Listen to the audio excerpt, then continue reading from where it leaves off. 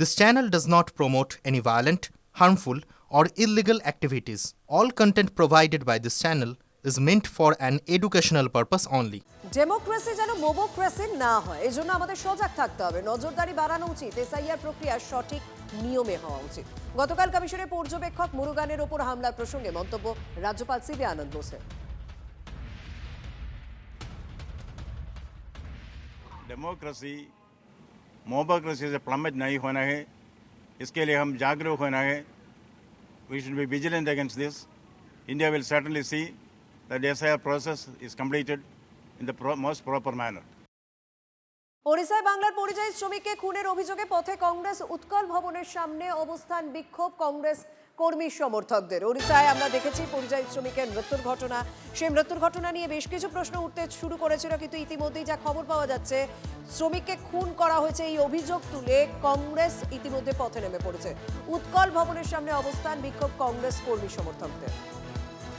মুর্শিদাবাদের যুবক জুয়েল রানা পরিযায়ী শ্রমিক হিসাবে কাজ করতে গিয়েছিল ওড়িশায়, সেখানে তাকে পিটিয়ে মারা হয়েছে বলে অভিযোগ।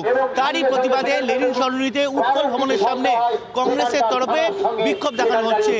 বিক্ষোভে সামিল হয়েছেন কংগ্রেস নেতা সৌম্য রায়, প্রাক্তন কংগ্রেস বিধায়ক মনোজ চক্রবর্তী সহ একাধিক কংগ্রেস নেতৃত্ব। উত্তর এবং মধ্য কলকাতার কংগ্রেস নেতৃত্ব এই বিক্ষোভ সমাবেশে হাজির হয়েছে। তারা মূলত দাবি করছেন যেভাবে এই ওড়িশাতে তাদের এই বাংলা যুবককে পিটিয়ে মারা হয়েছে, শুধু এই মুর্শিদাবাদের যুবকই নয়, গোটা রাজ্যের একাধিক পরিযায়ী শ্রমিককে বিভিন্ন রাজ্যে বাংলা বলার অপরাধে পিটিয়ে মারা হচ্ছে, কিন্তু কোনো রকম পদক্ষেপ করছে না কেন্দ্রীয় সরকার। তারই প্রতিবাদে এই বিক্ষোভ দেখাচ্ছেন কংগ্রেস নেতৃত্ব। ক্যামেরায় গৌরবের সঙ্গে সায়ন্ত ভট্টাচার্য, TV9 বাংলা, কলকাতা। এখানে কাজ আছে তো পরিযায়ী শ্রমিক হতে হচ্ছে কেন? যদি কাজ থাকে তাহলে পরিযায়ী হব কেন? কাজ নেই বলে পরিযায়ী শ্রমিক হচ্ছে। কাজ আছে মুখে বলা হচ্ছে চলে এসো 5,000 দেবো। 5,000 কি হয়?